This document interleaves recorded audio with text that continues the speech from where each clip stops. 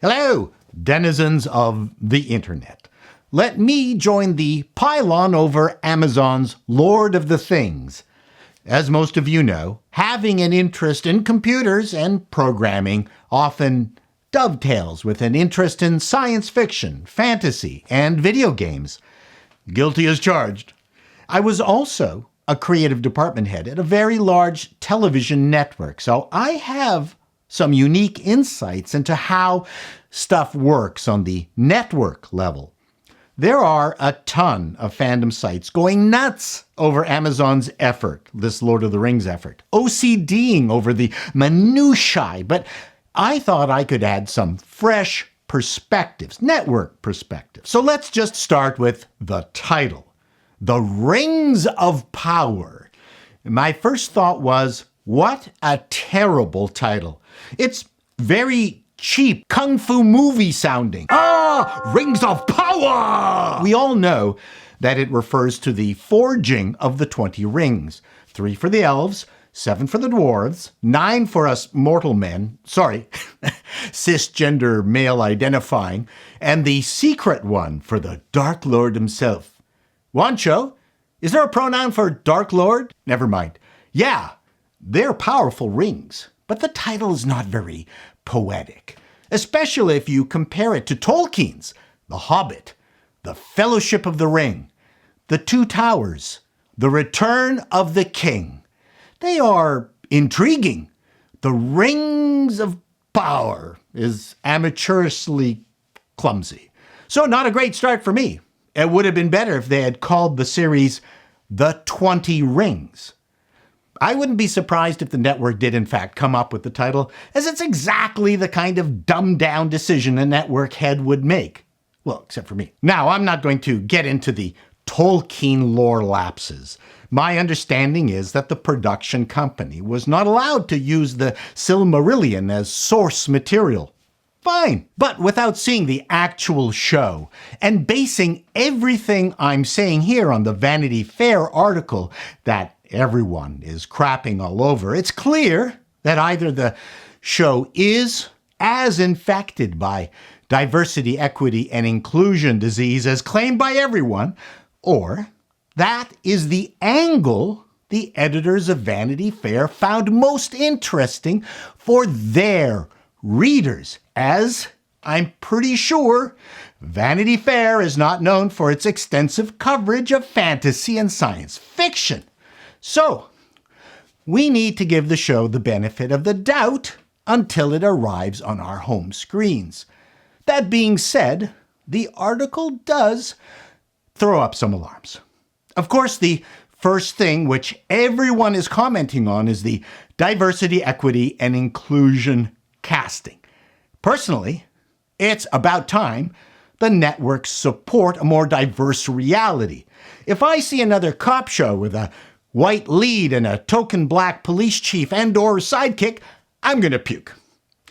Does Tolkien need diversifying? No. Are more people of color going to watch it because of this engineering? Probably not. Was there a single complaint from a black Lord of the Rings fan that there were no black characters in it? No, because the lore of Middle-earth was clear. It wasn't a lie. If someone did a show about football without black characters, that would be a lie. But hey, from a network exec perspective, if it's a hit, then all is good. We're not a very deep bunch. Good ratings mean we get to keep our jobs. Honestly, I'm more concerned with the fact that this does not look like a ripping yarn populated by hot women and strong men. Again, just based on this piece, the women are men. What women there are here are all single mothers because, strong women don't need men. A happy nuclear family with well-adjusted children is very anti-purple hair. The one hunky male they do include, Hallbrand, and I don't care if he's a made-up character. Please, see my previous note regarding if this is a success. The issue I have with him is the description. Hallbrand, who is a fugitive from his own past, which is code for extremely sensitive and emasculated. That is the most uninteresting character description I could imagine. Let's substitute Aragorn's description, who was a very sensitive character. The descendant of Isildur, Aragorn is the heir to the throne of Gondor, but hides his identity as the ranger named Strider. Okay, that gave me a boner. So, what does that description tell us? He has status, he has history, and he's hiding. It also provides lore, none of which the pathetic description of Halbrand provides. Who knows? He could kick ass like Aragorn. The description offers us no clues. And here's another thing about this diversity, equity, inclusion religion. It seems to hate beautiful women. Somehow, women have to either be dressed like men or dressed down, or they don't have any value. Let me tell you a story. At one point, the web programming company I owned had 15 employees, 5 of whom were lesbians. Every month, I would take the gang out to a fancy Italian restaurant for lunch. During the summer, we ate out on the patio. Right next door to this restaurant was a very high-end modeling agency.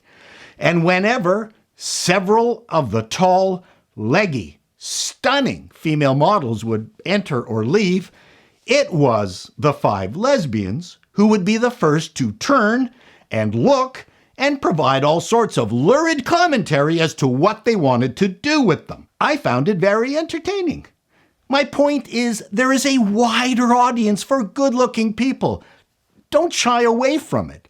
And the final point I want to make is that so far the evidence is that every show or movie that has been bent to the will of the socially justified has failed miserably. Because while there are many complainers, the complainers don't seem to come out to support the shit that they complained about. Again, as a network head, if the numbers are good, I wouldn't care if the rings of power were populated by heads of cabbage and toilet paper rolls.